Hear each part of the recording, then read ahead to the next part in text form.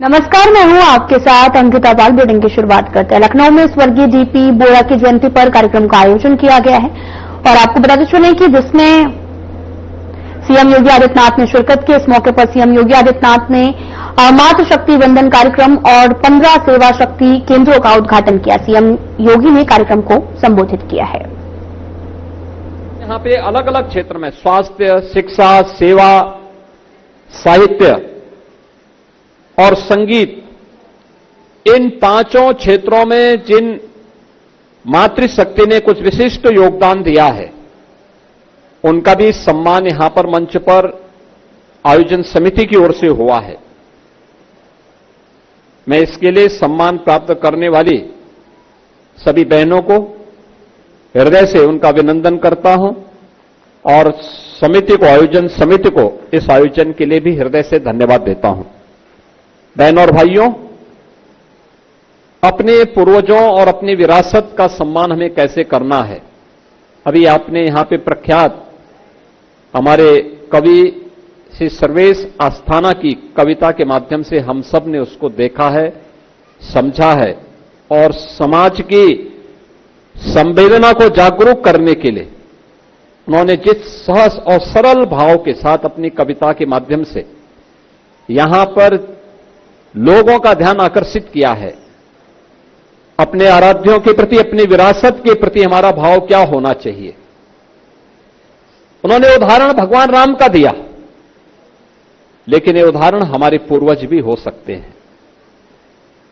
उन्होंने नारी गरिमा, उनकी सुरक्षा, उनके सम्मान, उनके स्वावलंबन से जुड़े हुए मुद्दों को भी उठाया कि दहेज जैसी कुप्रथा का अभी तक हम समाधान नहीं निकाल पाए, उस ओर भी समाज का ध्यान आकर्षित किया।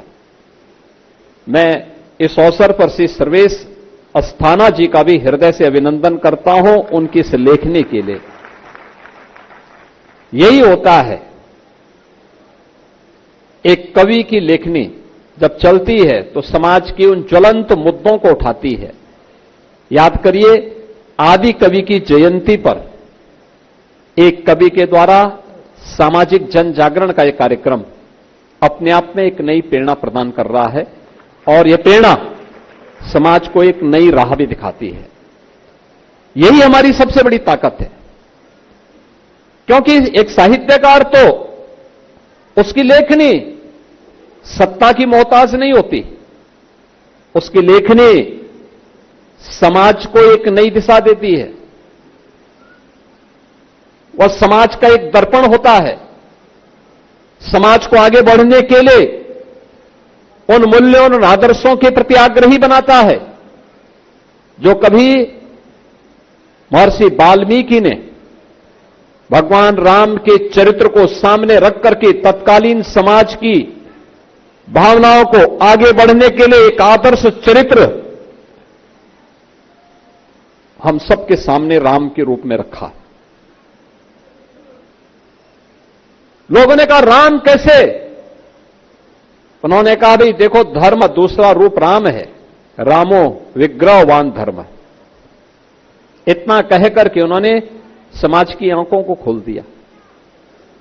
यानी धर्म के जो भी गुण हमारे ऋषि मुनियों ने कहे हैं, अगर उनकी मूर्त रूप कहीं देखना है, शास्त्रों से इतर उसका मूर्त रूप कहीं देखना है, तो वह मूर्त रूप उसका कहीं है तो भगवान राम का चरित्र उसका मूर्त रूप है। और इसीलिए उन्होंने प्रश्न भी वही किया था प्रारंभ में और उसका उत्तर भी उन्होंने वही दे दिया कि राम ही वह चरित्र है, और इसलिए रामो विग्रहवान धर्म कहकर के उन्होंने अपनी बात को कही थी। अब याद करिए, सर्वेश आस्थाना जी भी वही कह रहे थे, उन्हीं बातों को आगे बढ़ा रहे थे, क्योंकि कवि की जब लेखनी चलेगी तो वह उन विसंगतियों की ओर ध्यान आकर्षित जरूर करेगी जिससे समाज ग्रसित है, कुंठित है, जकड़ा हुआ है। और उन्होंने समाज की उन दुखती हुई नस पर उंगली रख करके उन्हें उससे बाहर निकलने के लिए भी एक आह्वान इस अवसर पर किया है। बहनों और भाइयों, जब स्वर्गीय डीपी बोरा जी के बारे में हम चर्चा करते हैं तो डॉक्टर नीरज बोरा जी के जो कार्य हैं वे कार्य हमें उनके स्वर्गीय पिता के द्वारा किए गए संघर्षों की स्मृति को याद दिलाते हैं।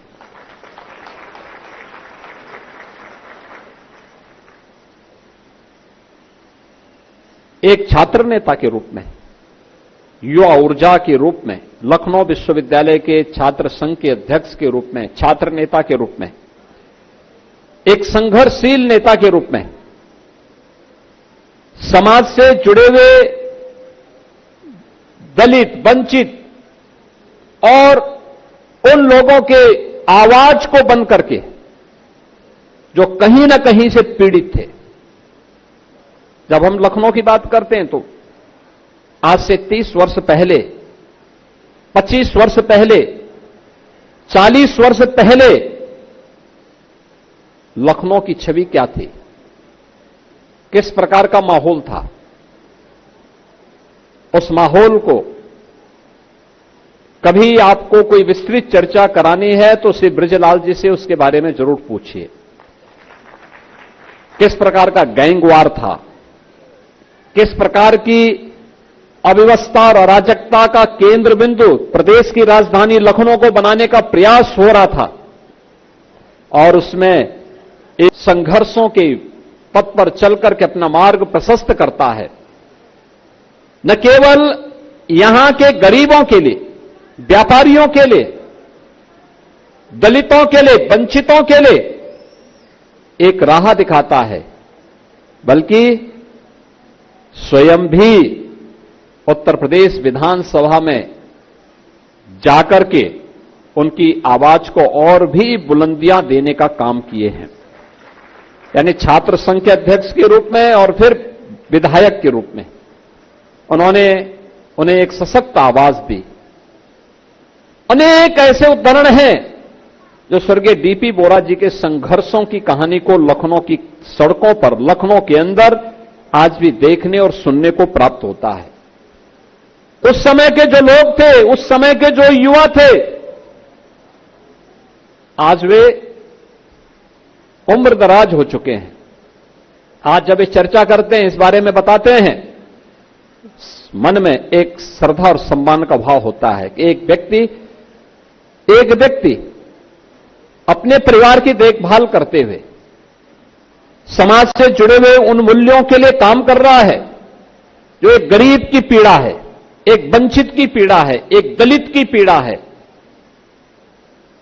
उसे शोषण से मुक्त वातावरण देने के लिए, उसको उसका अधिकार देने के लिए लगातार कार्य कर रहा है, और यह हम लोगों को लगातार उन कार्यक्रमों के माध्यम से देखने को मिलता है। बहनों और भाइयों, यही तो हमें इन महापुरुषों से प्राप्त होती है प्रेरणा। महर्षि वाल्मीकि का समय किस प्रकार का रहा होगा। आप जब उस पौराणिक कालखंड की चर्चा करते हैं, उसमें आप जब जाएंगे, आपको उस समय की सामाजिक, उस समय की भौगोलिक और उस समय की उन घटनाओं के बारे में विस्तृत जानकारी प्राप्त होगी जो कालखंड रामायण का कालखंड था। और उन कालखंडों के एक एक दृश्य को महर्षि वाल्मीकि ने अपने आदि काव्य में किस प्रकार से उद्धृत करने का काम किया है, वो अद्भुत है। यानी उस समय की सामाजिक, भौगोलिक और धार्मिक परिस्थितियों के साथ साथ कोई कवि बोलचाल की भाषा में भी महाकाव्य रच ले और वो लोकप्रिय हो जाए। दुनिया का पहला ऐसा महाकाव्य था महर्षि वाल्मीकि कृत रामायण, जो व्यावहारिक भाषा में था, व्यावहारिक संस्कृति की भाषा में था। और व्यावहारिक संस्कृति के साथ साथ उस समय की उन्होंने परिस्थितियों का उल्लेख जिस रूप में किया है, वनस्पतियों के बारे में, जीव जंतुओं के बारे में,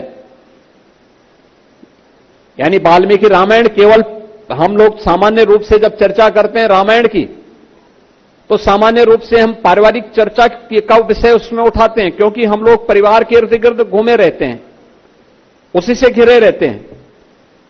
लेकिन एक मनुष्य का मनुष्य के साथ, एक पिता का पुत्र के साथ या पुत्र का पिता के साथ, एक पति और पत्नी के संबंधों को लेकर के, एक गुरु और शिष्य के संबंधों को लेकर के, एक राजा का प्रजा को लेकर के, इन संबंधों को लेकर के तो चर्चा है ही, लेकिन एक नागरिक के रूप में हमारा अपनी वन संपदा के प्रति क्या दायित्व है, इसका उल्लेख भी याद करिए। जब माता जानकी का अपहरण होता है और भगवान राम उस समय वन में भटकते रहते हैं, तो उस समय वनों से भी प्रश्न पूछते हैं, वहां के पक्षियों से भी मदद मांगते हैं, उनसे भी प्रश्न पूछते हैं।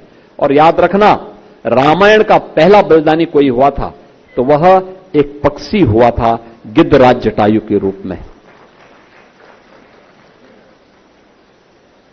आप याद करिए, जब उस समय की सबसे बड़ी ताकत के खिलाफ, आतंक की ताकत के खिलाफ भगवान राम को युद्ध करना था, तो सेना अयोध्या और जनकपुर से नहीं गई।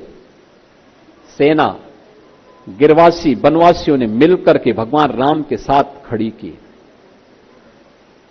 उनके साथ मिलकर के। अभी यहां पे डॉक्टर नीरज बोरा जी कह रहे थे, यहां पे गोमती नदी के एक ब्रिज, एक पुल के बारे में। आज एक पुल बनाने को लेकर के जनप्रतिनिधि संघर्ष करते हैं, उसके लिए उनको बार बार जाना पड़ता है, प्रयास करना पड़ता है। लेकिन उस समय 100 योजन का सेतु बंध का निर्माण वानर और भालुओं की मदद से भगवान राम ने समुद्र में कर डाला। आप सोचो, सेना इस पार से उस पार जाए, जो लोगों के लिए कल्पना थी समाज का संगठन होगा, तो उसका परिणति ऐसे ही होगी। असंभव होने वाला काम भी हमारे लिए संभव हो जाएगा। श्री राम जन्मभूमि आंदोलन के दौरान और उसके उपरांत, जब भगवान राम का भव्य मंदिर का निर्माण रामलला के विराजमान होने के बाद बना, हम लोगों का ही प्रयास है उस मार्ग को और उस समय की वनस्पतियों का संग्रह हो और उन्हें अयोध्या के साथ साथ इस पूरे मार्ग में फिर से स्थापित करने का काम किया जाए। इस पर कार्य चल रहा है और मैं मानता हूं एक बड़ा कार्य होगा, क्योंकि बहुत सारी वनस्पतियां ऐसी होंगी जो लुप्त प्राय हो गई होंगी। बहुत सारे को जाने अनजाने में लोगों ने नष्ट कर दिया होगा, लेकिन प्रयास होगा, रामायण काल फिर से आएगा, इसमें कोई संदेह नहीं। राम राज्य की स्थापना के लिए जो आज डबल इंजन सरकार के द्वारा प्रयास किए जा रहे हैं, ये उसी की कड़ी है, ये उसी की कड़ी है। और आज के अवसर पर महिला सेवा शक्ति केंद्रों की स्थापना के कार्यों का शुभारंभ के साथ ही जो मुझे बताया गया कि 100 से अधिक ऐसे सेवा शक्ति केंद्र पहले से इस स्वर्गीय डीपी बोरा सेवा समिति के माध्यम से संचालित हैं और आज भी कई ऐसी समितियों को यहां पर संचालित किया गया है। परम कृष्ण भक्त मीराबाई की जयंती का कार्यक्रम हो और सेवा केंद्रों का संचालन हो, इससे अच्छा दूसरा कोई अवसर नहीं हो सकता है। याद करिए, मीराबाई मेवाड़ की रानी थी, महारानी थी, लेकिन सामाजिक समरसता का कितना बेहतरीन उदाहरण उन्होंने प्रस्तुत किया। अपना गुरु उन्होंने माना सदगुरु रविदास जी महाराज को, और रविदास जी के सानिध्य में उन्होंने उस समय जो उनसे दीक्षा प्राप्त की। फिलहाल यहां रुकते छोटे से ब्रेक के लिए।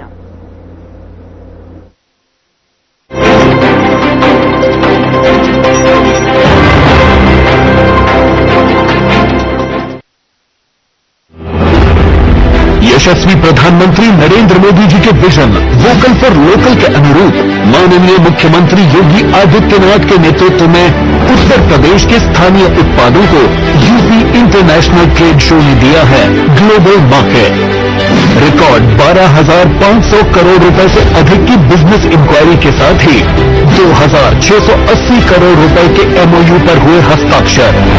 पार्टनर कंट्री रूस के साथ 88 देशों के इंटरनेशनल बायर्स सहित देश विदेश के 5 लाख से अधिक लोग इस वैश्विक व्यापारिक महाकुंभ का हिस्सा बने।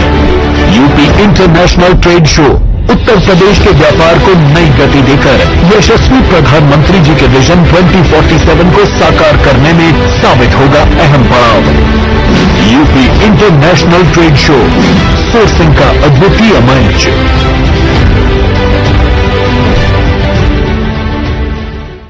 क्या आप दुबले पतले कमजोर हैं? आपकी सेहत नहीं बनती, भूख कम लगती है, वजन नहीं बढ़ता। दरअसल मेन बात खाना पीना खाना नहीं है, मेन बात है खाया पिया लगना। और अगर खाया पिया लगेगा ही नहीं तो आपकी सेहत बनेगी कैसे?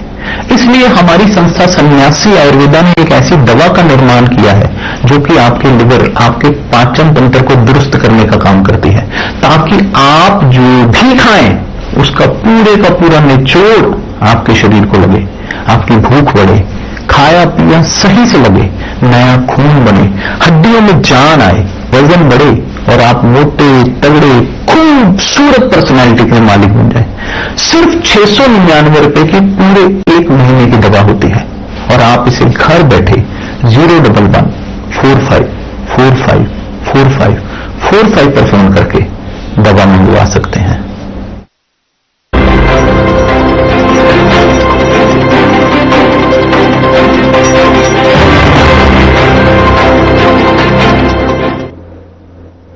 ब्रेक के बाद स्वागत है आप सभी का। रुख करते हैं खबरों की तरफ। महर्षि वाल्मीकि प्रकट दिवस समारोह का आयोजन किया गया, जिसमें मुख्यमंत्री योगी आदित्यनाथ शामिल हुए। इस दौरान सीएम योगी ने कार्यक्रम को संबोधित करते हुए कहा कि जब हम वाल्मीकि की बात करते हैं तो हम भारत के पूजनीय विभूतियों की परंपरा के एक महान व्यक्तित्व की बात करते हैं।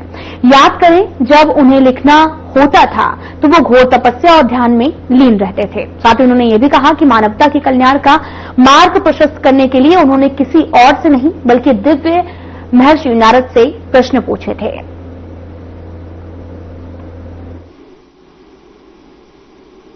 क्योंकि महर्षि वाल्मीकि जैसा त्रिकालदर्शी ऋषि इस बात को जानता था कि चरित्र से युक्त व्यक्ति ही लोक कल्याण का माध्यम बन सकता है, राष्ट्र कल्याण का माध्यम बन सकता है।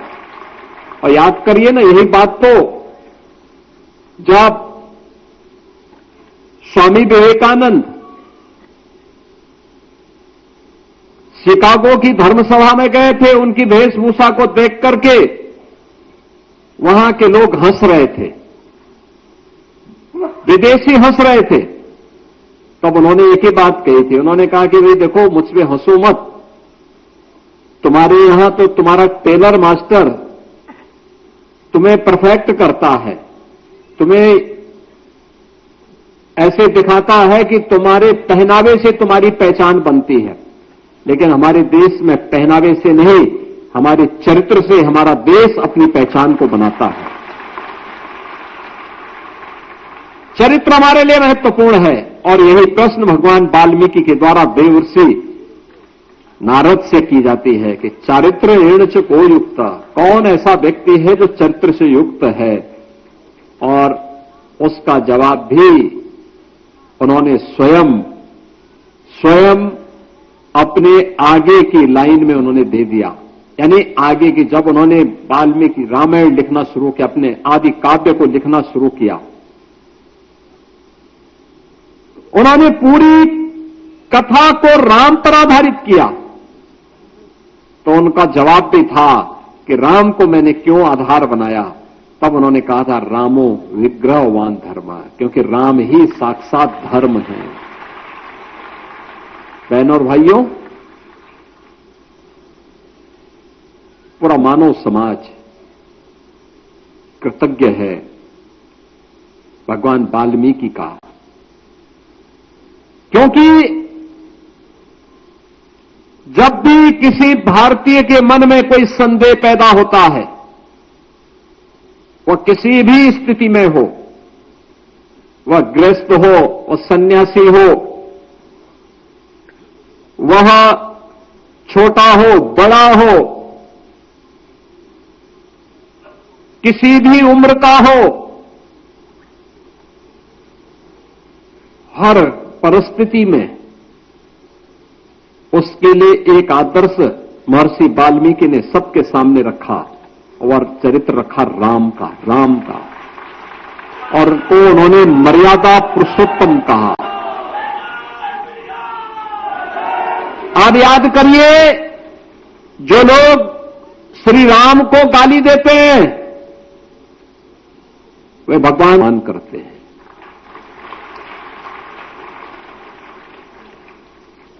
और जो भगवान वाल्मीकि का अपमान करते हैं वे भगवान राम का भी अपमान करते हैं।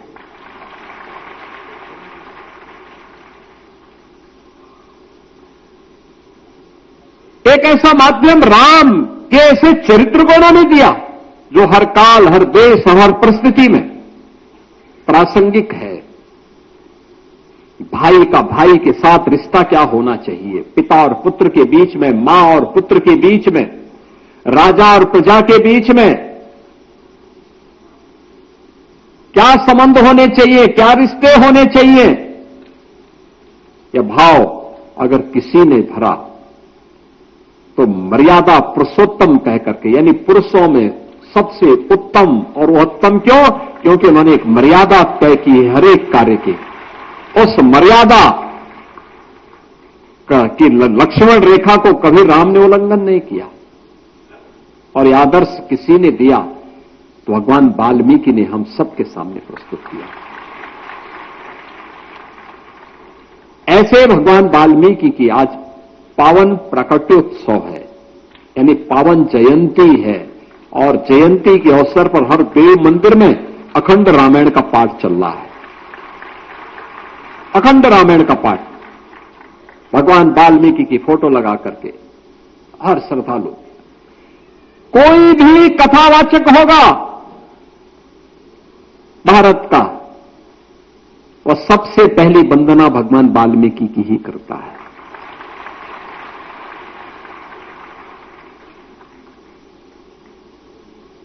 भगवान वाल्मीकि की वंदना करता है। कोई भी कथावाचक होगा, वह जिस पीठ पर बैठता है वह पीठ सबसे पवित्र पीठ मानी जाती है, वह व्यास पीठ कही जाती है। बहनों और भाइयों, जैसी दृष्टि वैसी सृष्टि। याद करिए ना, भारत को भारत कहलाने का अधिकारी बनाने वाले भारत के इन देव तुल्य ऋषियों की परंपरा ने कौन से कालखंड में समाज का मार्गदर्शन न किया हो? कौन सा कालखंड? रामायण कालखंड में महर्षि वाल्मीकि है, उस समय के समाज का मार्गदर्शन कर रहे हैं। महाभारत कालखंड में महर्षि वेदव्यास समाज का मार्गदर्शन कर रहे हैं। मध्यकाल में सद्गुरु रविदास जी महाराज समाज का मार्गदर्शन कर रहे हैं।